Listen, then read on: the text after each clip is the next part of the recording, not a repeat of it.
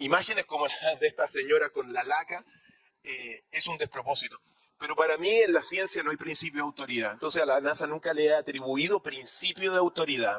Pero la NASA es un instrumento de ese principio de autoridad. Sí, pero, ¿quién te lleva a Marte? ¿Quién te lleva a la Luna? ¿Quién te lleva a Júpiter? ¿Quién te lleva a Saturno? Pero en ciencia no hay principio de autoridad. Entonces, no sé. Esa es la teoría. Hay conflictos de intereses en la ciencia. Yo estoy de acuerdo, estoy de acuerdo en que aquí tratan de imponer, y si lo dice la NASA es como que si fuese una ley, pero cuando yo veo la NASA o tomo los registros de la NASA, y para mí no hay principio de autoridad de la NASA.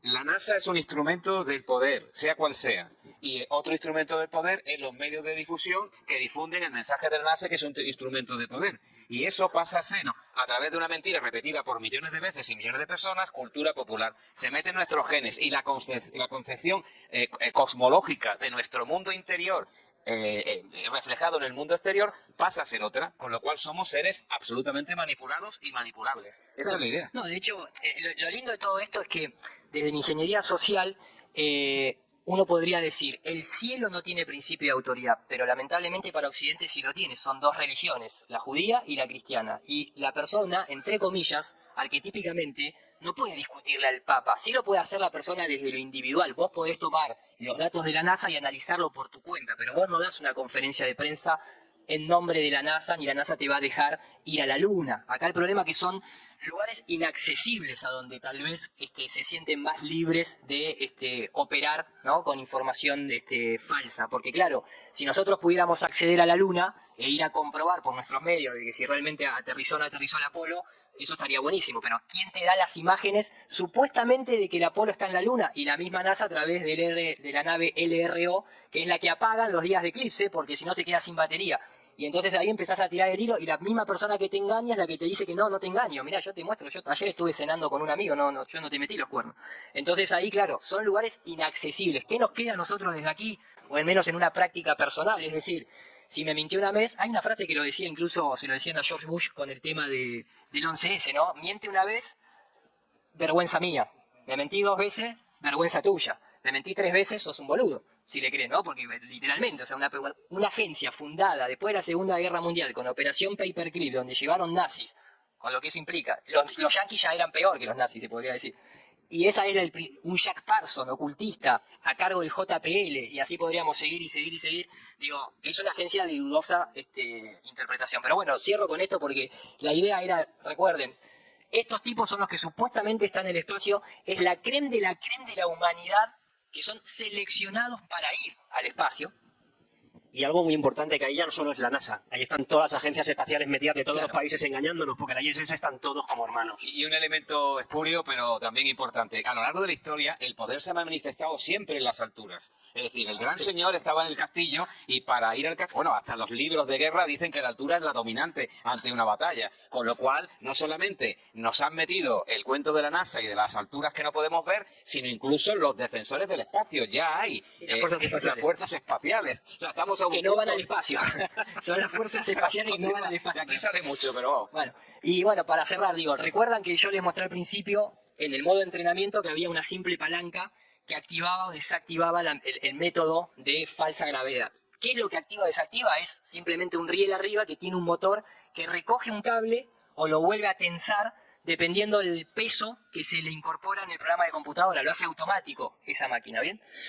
Entonces aquí esto está subido todavía en la televisión pública norteamericana, lo pueden encontrar en YouTube, esto está tomado de allí, PBS significa Public Broadcast System, que es el sistema público norteamericano.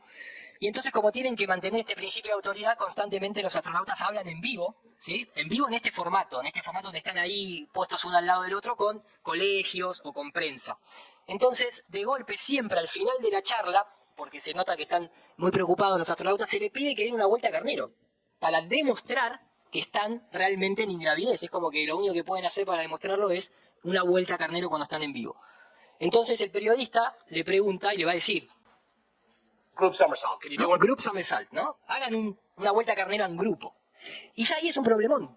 Porque imagínense en ese espacio reducido, 5 tipos colgados de cable. Uno a veces se le complica, imagínate 5. Imagínate entre 5. Fíjate que ya, porque acá hay que hacer mucho hincapié en los gestos corporales. Ya Y la cara de boludo del rojo. ya este tipo empezó a mirar para el costado y se empezó como a preocupar. Astronauta. Ni bien se lo dijo, ¿no? Esperen un cachito. No, ahí bien. Pero, che, ¿qué pasó con eso? Dice, sí, no hay problema. Creo que podemos hacerlo. Pero fíjense este detalle. Uno se va ya. Ya uno se fue. El brazo es el detalle. Después, si quieren, les muestro el sistema de David Copperfield que creó en la década de los 90 para volar frente a todo el público, donde lo principal, ¿cuál es? Como vos tenés dos cables atados aquí, no podés hacer así con los brazos porque te chocas el cable. Entonces, ¿qué haces? Haces así, tipo Superman. Entonces, además que seguramente es un masón, por eso tiene el brazo ahí. En este caso no tenía el saco que tenía David, le tenía que haber prestado el saco. El tema es que tiene que cerrar el brazo y salir tipo Superman, rápido, para ir liberando espacio. Sale, se va. Chao, fuera. ¿Y ahí qué hacen? Apagan el micrófono, porque siempre apagan el micrófono para pasarle de una pregunta a la otra. Este lo empieza a mirar como para chequear. Obviamente acá se aplica que la técnica de la cuarta pared. Nosotros nunca vemos como en el cine lo que está detrás de cámara ni lo que está arriba de cámara, ¿sí? Empiezan a dar la vuelta a carnero, esto está acelerado en tiempo. Simplemente empieza a chocar la cámara, una vuelta a carnero. Y acá empieza el problema. ¿El problema cuál es? Este tipo quedó totalmente enredado y no puede restaurarse en su posición original. Este tipo quedó atado con este brazo, porque esto no es una posición, no importa si estás en ingravidez o no, estás así, ¿no? Estás un poquito compactado. Entonces se tienen que empezar a desenredar, aunque parezca extraño y aunque ustedes no estén viendo los cables, porque eso existe tecnología del año 2005 de poder borrar cables o objetos en tiempo real, de modo comercial, natural, en televisión, ¿no? No estamos hablando de algo específico. Ven que incluso el pie le queda también atascado porque lo tiene levantado como si se lo hubiese enganchado acá, además del brazo, lo cual ya empieza a ser un problemita. Se empieza a trasladar, empieza a meter las manos, agarra la muñeca, empieza a hacer un gesto hasta que el cable de alguna manera se termina de estirar. La sonrisa siempre va bien, ¿eh? Viene uno frontal para tapar la escena, que fue el primero que se fue, que se acomodó y dice, bueno, entro en acción, voy a tapar cámara. Con los bracitos en los huevos, porque obviamente hay que tenerlos bien puestos para mentirle así en la cara a 7.000 millones de habitantes y que son los que son. Pasa por delante, el otro empieza a relatar, la verdad que fue muy cómico, dice. Es muy cómico de hacerlo, pero claro, el pelado sigue boca abajo y no puede volver a su posición. La sangre ya se empieza a evidenciar un poco en la cabeza. Un poquito. El otro está horizontal, también enredado, y va a tener que dar 2 vueltas para desenredarse. Fíjense que empieza a girar. Una vuelta, ¿sí? Otra vuelta más, otra vuelta más, con los brazos pegados, hasta que su compañero de rojo lo frena, porque si no se termina vomitando, lo frena, fíjense la cara y la mueca, ¿no? Como diciendo, creo que la cagué, chicos. No me lo tengan en cuenta. De esta, me parece que esta no zafaba. Y ahora tiene que estirar los brazos, va a tener que hacer... Un movimiento muy natural. Sí, obviamente. Y ahí me estiro un poquitito y se me levanta un poquito la polerita. Sí, estoy bien, estoy bien. Pero acá es donde viene el acto supremo en el cual agradezco haber visto este video en su momento y haberlo bajado. Este hombre que está acá... Sería los de abajo ya y todo. Sí, va a hacer un gesto a los que están detrás de la cámara con la mano. Va a ser como diciendo, ya vi el quilombo que hay, quédense tranquilos, voy a ir a activar el sistema. ¿No? Tic, sí, ahí voy. Mira y se dirige a un lugar donde ya pone 2 dedos. Y claro, acá el problema ¿cuál es? El problema es que Mike Kelly dejó el micrófono abierto. Y al dejar el micrófono abierto, ustedes van a escuchar que presiona un botón porque se escucha el clic. Y a su vez se escucha el ruido de un motor que hace... Y a su vez la ropa se le va a mover en 2 movimientos totalmente mecánicos porque le está pasando el cable por adentro.